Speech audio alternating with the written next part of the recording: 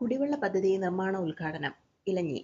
ഇലഞ്ഞി ഗ്രാമപഞ്ചായത്തിലെ 5, 6 വാർഡുകളിലെ കുടുംബങ്ങൾ ഗുണഭോക്താക്കളായിട്ടുള്ള മുത്തോലപുരം, പുളിങ്കുന്നുമല, കോക്കോട്ടിമല കുടിവെള്ള പദ്ധതിയുടെ നിർമ്മാണ ഉദ്ഘാടനം അഡ്വക്കേറ്റ് അനൂപ് ജേക്കബ് MLA നിർവഹിച്ചു. ഗ്രാമപഞ്ചായത്ത് പ്രസിഡന്റ് പ്രീതി അനിലിന്റെ അധ്യക്ഷതയിൽ പുളിങ്കുന്നുമലയിലെ നിർദ്ദിഷ്ട ടാങ്കിന് തറക്കല്ലിട്ടുകൊണ്ടാണ് MLA 40 ലക്ഷം രൂപ വകയിരുത്തിയിരിക്കുന്ന കുടിവെള്ള പദ്ധതിയുടെ നിർമ്മാണ ഉദ്ഘാടനം നിർവഹിച്ചത്. ജൽജീവൻ പദ്ധതി നടപ്പാക്കുന്നതിലെ കാലതാമസവും കെടുകാര്യസ്ഥതയും ചെറുകിട കുടിവെള്ള പദ്ധതികളെ ആശ്രയിക്കുന്നതിന് ജനങ്ങളെ പ്രേരിപ്പിക്കുകയാണെന്ന് അനൂപ് ജേക്കബ് ഉദ്ഘാടന പ്രസംഗത്തിൽ പറഞ്ഞു. ഗ്രാമീണ റോഡുകളിലൂടെ ജൽജീവൻ പദ്ധതിയുടെ പൈപ്പുകൾ വിന്യസിക്കുന്നതിനായി റോഡുകൾ കുത്തിപ്പൊളിച്ച് ജനങ്ങൾക്ക് ദുരിതം സമ്മാനിച്ചതല്ലാതെ പദ്ധതി പൂർത്തിയാക്കുവാൻ കേന്ദ്ര സംസ്ഥാന ഗവൺമെന്റുകൾ തയ്യാറാകുന്നില്ലെന്ന് MLA ചൂണ്ടിക്കാട്ടി. ഗ്രാമീണ റോഡുകൾ തകർക്കുന്നതിലൂടെ ഗ്രാമപഞ്ചായത്തുകളുടെ മേൽ അധികാരഭാരവും വന്നുചേർന്നുവെന്ന് MLA പറഞ്ഞു.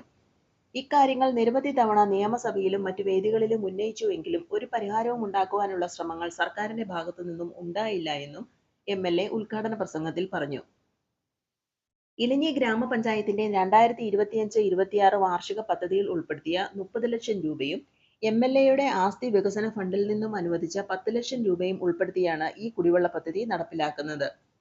സ്ഥലവാസികളായ ശ്രീകാന്ത് പി രാജനും KM പോളും സൗജന്യമായി ഗ്രാമപഞ്ചായത്തിന് വിട്ടു നൽകിയ സ്ഥലത്ത് കിണറും ടാങ്കും സ്ഥാപിച്ച് ഈ മേഖലയിലെ മുഴുവൻ കുടുംബങ്ങൾക്കും കുടിവെള്ളം വിതരണം ചെയ്യുന്നതിന് ഈ പദ്ധതി കൊണ്ട് വിഭാവനം ചെയ്യുന്നത്.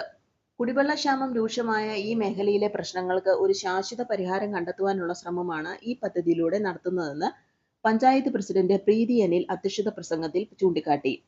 ഗ്രാമപഞ്ചായത്ത് വൈസ് പ്രസിഡന്റ് ശ്രീ ഷേർലി ജോയ് സ്വാഗതം ആശംസിച്ചു. 6ാം വാർഡ് മെമ്പർ ജയശ്രീ സനൽ സ്ഥലം സൗജന്യമായി നൽകിയ വ്യക്തികളെ പൊന്നാടയണിയിച്ച് ആദരിച്ചു. ഇലഞ്ഞി ഗ്രാമപഞ്ചായത്ത് വികസനകാര്യ സ്ഥിരം സമിതി അധ്യക്ഷ മോളി എബ്രഹാം, ഗ്രാമപഞ്ചായത്ത് അംഗങ്ങളായ MP Joseph, Suresh Joseph, Sujitha Sadan, Mutholapuram service സഹകരണ bank president Johnny അരീക്കാട്ടിൽ, KM Paul തുടങ്ങിയവർ സംസാരിച്ചു. ഒരു വീട്ടമ്മയായിരുന്ന നമ്മുടെ മെമ്പറെ UDFന്റെ ഒരു സ്ഥാനാർത്ഥിയായി ഇവിടെ നിന്ന് മത്സരിച്ച് ജയിച്ച് അവരെ വളരെയേറെ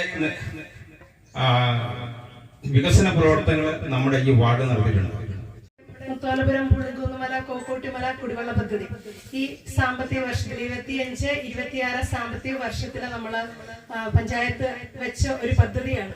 കാരണം നമുക്കറിയാം, നമ്മുടെ ഗ്രാമസഭകളിൽ വന്ന എല്ലാവർക്കും അറിയാം, കഴിഞ്ഞ കുറേ വർഷങ്ങളായിട്ട് നമ്മളുടെ ഏറ്റവും വലിയൊരു പ്രശ്നം നമ്മുടെ പ്രധാന മേഖലകളായ ഇടമുട്ട, പുളിങ്കുന്നുമല, അതുപോലെ ചെറുകരപ്പാറ ഈ ഭാഗങ്ങളാണ് നമുക്ക് ഏറ്റവും വെള്ളത്തിനൊരു പ്രശ്നം. വാട്ടർ അതോറിറ്റിയുടെ വെള്ളം കയറി ചെല്ലാത്ത ഒരു മേഖലയാണ്. അപ്പോൾ അതിന്റെ ആദ്യപടി എന്നുള്ള രീതിയിൽ നമ്മളെ ഇടമുട്ടുകളിലാണ് എപ്പോഴും പ്രശ്നങ്ങൾ ഉണ്ടായിക്കൊണ്ടിരുന്നത്.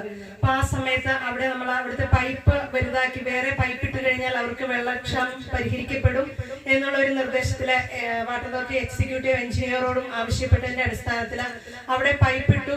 അതിന്റെ ഫലമായിട്ട് പൂർണ്ണമെന്ന് പറയാൻ പറ്റില്ല, വാട്ടർ അതോറിറ്റി എന്ന് വെള്ളം വിടുന്നു അന്നേരം അവർക്ക് നല്ല രീതിയിൽ കിട്ടുന്ന രീതിയിൽ നമുക്ക് മാറ്റാനായിട്ട് സാധിച്ചു.